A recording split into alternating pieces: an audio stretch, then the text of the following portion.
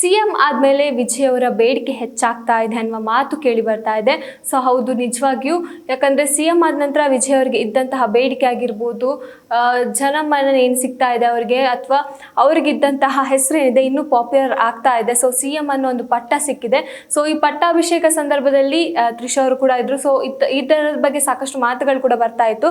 ಅಂದರೆ ಬೇರೆ ಯಾರು ಕಾಣಿಸ್ಕೊಂಡಿಲ್ಲ, ತ್ರಿಷಾ ಅವರ ಮೀನಾಗಿ ಅಲ್ಲಿ ಕಾಣಿಸ್ಕೊಂಡಿರುವಂತಂದ್ರೆ ಚಿತ್ರರಂಗದಲ್ಲಿ ಇರುವಂತಹ ಗಣ್ಯರಲ್ಲಿ ತ್ರಿಷಾ ಅವರೇ ಮೀನಾಗಿ ಕಾಣಿಸ್ಕೊಳ್ತಾ ಇರುವಂತದ್ದು.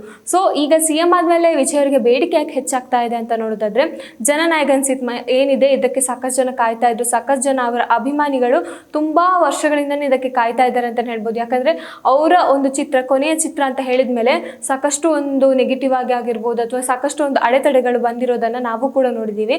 ಸೊ ಎಲ್ಲಾದ್ರೂ ಸೆನ್ಸರ್ ಸಮಸ್ಯೆನ ಅಥವಾ ಇನ್ನೇನೋ ಒಂದು ಪ್ರಮಾಣ ಪತ್ರದ ಸಮಸ್ಯೆನ, ಸೊ ಹೀಗಾಗಿ ಸಾಕಷ್ಟು ತೊಂದರೆಗಳಾಗಿರ್ಬೋದು ಈ ಚಿತ್ರಕ್ಕಿತ್ತು.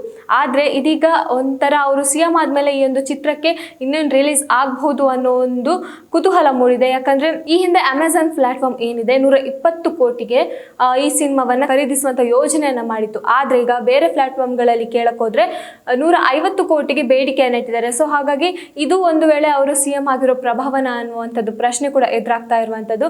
ಸೊ ತ್ರಿಷಾ ಅವರಾಗಿರ್ಬೋದು ಅಥವಾ ವಿಜಯ್ ಅವರಾಗಿರ್ಬೋದು, ಇವರ ಒಂದು ನಡುವೆ ಆಪ್ತ ಬಾಂಧವ್ಯ ಇದೆ, ಸ್ನೇಹದ ಸಂಬಂಧ ಇದೆ.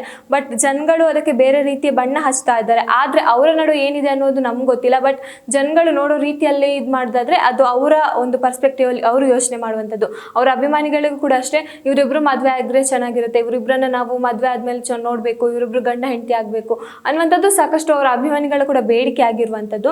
ಆದ್ರೆ ಸಿಎಂ ಆದ್ಮೇಲೆ ವಿಜಯ್ ಅವರ ನಿರ್ಧಾರ ಏನಿದೆ, ವಿಜಯ್ ಅವರು ಯಾವ ರೀತಿಯ ಒಂದು ನಿರ್ಧಾರಗಳಾಗಿರ್ಬೋದು, ಬದಲಾವಣೆಗಳನ್ನ ಕೈಗೊಳ್ತಾರೆ, ಅಥವಾ ಮುಂದಿನ ಸಲ ಇದೇ ಜನನಾಯಕನ್ ಕೊನೆಯ ಚಿತ್ರ ಅಂತ ಹೇಳಿದ್ದಾರೆ, ಏನಾದ್ರು ಮನಸ್ಸು ಚೇಂಜ್ ಮಾಡಿ ಇನ್ನೂ ಏನಾದ್ರು ಬೇರೆ ಸಿನಿಮಾಗಳಿಗೆ ಅವರು ಬರ್ಬೋದಾ, ಸಿನಿಮಾವನ್ನ ಮಾಡಬಹುದಾ ಅನ್ನುವಂಥದ್ದು.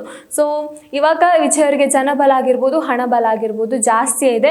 ಸೊ ಯಾವ ಯೋಜನೆಯನ್ನ ಅವರು ಕೈಗೊಳ್ತಾರೆ ಅನ್ನುವಂಥದ್ದು ಕೂಡ ನಮಗೂ ಕ್ಯೂರಿಯಾಸಿಟಿ ಇದೆ.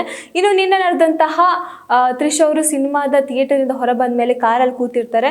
ಸೊ ಅವಾಗ ವಿಜಯ್ ಅವ್ರನ್ನ ನಾವು ಕೇಳಿದೆ ಅಂತ ಹೇಳಿದಾಗ ನಾಚಿ ನೀರಾಗ್ತಾ ಇರುವಂತಹ ಒಂದು ದೃಶ್ಯ ಇದೀಗ ಸಿಕ್ಕಾಪಟ್ಟೆ ವೈರಲ್ ಆಗ್ತಾ ಇದೆ.